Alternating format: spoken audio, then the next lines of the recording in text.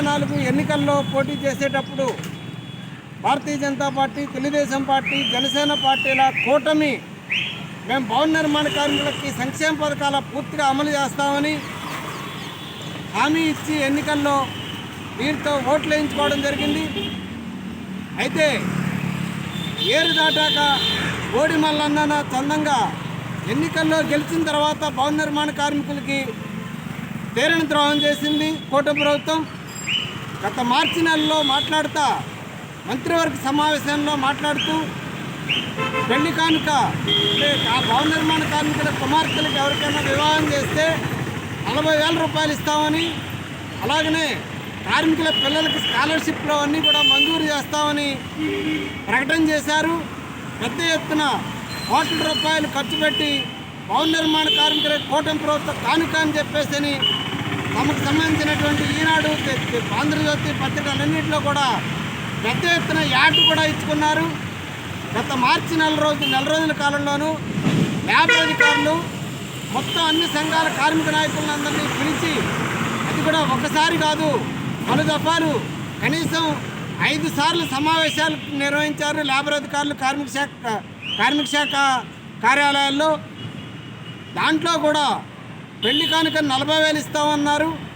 తీరా జీవోని మాత్రం 20,000కు విడుదల చేయడం అనేటువంటిది తీవ్రమైనటువంటి అన్యాయం. మాటల్లో ఏమో 40,000 ప్రకటిస్తూ ఉన్నారు.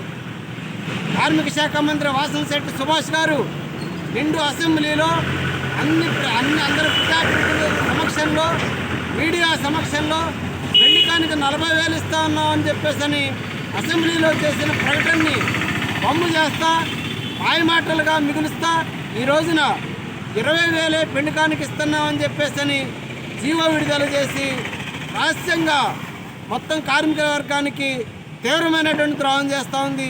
దీన్ని మేము తీవ్రంగా వ్యతిరేకిస్తూ ఉన్నాం. గతంలో ప్రమాద మరణ పరిహారం కనీసం 5 లక్షల రూపాయలు ఉండేది. అధికారంలోకి రావడానికి ముందర 10 లక్షలు ఇస్తామన్నటువంటి వాళ్ళు మొన్న విడుదల చేసినటువంటి జీవోలో ప్రమాద మరణ పరిహారం విషయమే ఎత్తుకోకుండా జీవో విడుదల చేయడం జరిగింది. ఈ సందర్భంగా కూటమి ప్రభుత్వాన్ని మేము ఒకటే డిమాండ్ చేస్తూ ఉన్నాం. మీరేదైతే ఎన్నికలకు ముందర ఊరు వాడ బహిరంగ సభలు నిర్వహించి మా భవన నిర్మాణ కార్మికులతో సమావేశాలు నిర్వహించి సభలు పెట్టి మొత్తం సంక్షేమ పథకాలు అమలు చేస్తామని హామీ ఇచ్చారో, వాళ్ళని నమ్మబలికి వాళ్ళతో ఓట్లు వేయించుకుని ఎన్నికల్లో గెలిచారో ఆ హామీని నిలబెట్టుకోవాలని, లేని పక్షంలో భవన నిర్మాణ కార్మికులు తిరిగి రోడ్డెక్కుతారని, ఆందోళనల పర్వం దారితీస్తారని చెప్పేసి కూటమి ప్రభుత్వాన్ని హెచ్చరిక చేస్తూ ఉన్నాం. రేపు చంద్రబాబు నాయుడు గారు నిడదవోలు పర్యటన రాబోతూ ఉన్నారు. ఈ సందర్భంగానైనా సరే ఇక్కడి నుంచి ఎమ్మెల్యేగా గెలిచి మంత్రి పదవి పొందినటువంటి మంత్రి కందుల దుర్గేష్ గారు ఈ విషయంలో మాట్లాడని చెప్పేసి కూడా వారికి మేము డిమాండ్ చేస్తూ ఉన్నాం.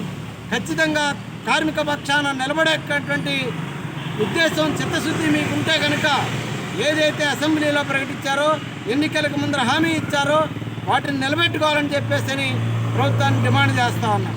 రేష్మ కుమార్, భారత కార్మిక సంఘాల సమాఖ్య, IFTU, ఉమ్మడి పశ్చిమ గోదావరి జిల్లా.